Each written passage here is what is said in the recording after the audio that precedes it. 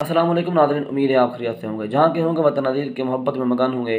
ایک شخص 3 سال کے لیے وزیر اعظم بنتا ہے اور لاکھوں لوگوں کے دلوں پر راج کرتا ہے، لاکھوں لوگوں کے دلوں کے اوپر حکمرانی کرتا ہے، لاکھوں لوگوں کو اپنا دیوانہ بنا کے چلا جاتا ہے۔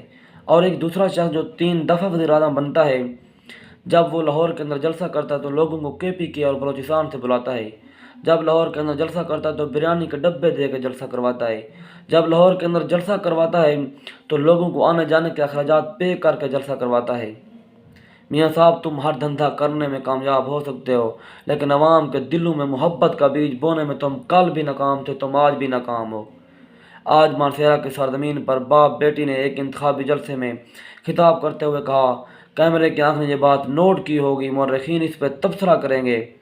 وہ بات کیا تھی کہ مارسیرا کے لوگوں، KPK کے لوگوں، اپنی حالت پہ ترس کھاؤ، اپنے بچوں کے روشن مستقبل کے بارے میں سوچو، اپنے اوپر رحم کرو۔ اگلی بات کہنے سے پہلے وہ چپ ہو گئے۔ وہ اگلی بات کیا تھی، ذرا دل تھام کر سنیے۔ وہ بات یہ تھی کہ ہم نے تمہارے اوپر کوئی ترس نہیں کھانا، ہمیں تمہاری حالت دار پہ کوئی ترس نہیں آنا۔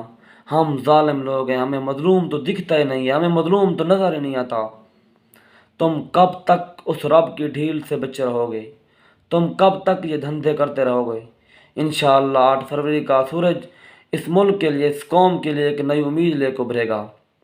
انشاءاللہ ہر طرف یہ اندھیرے ختم ہو جائیں گے، اجالا ہی اجالا نظر آئے گا۔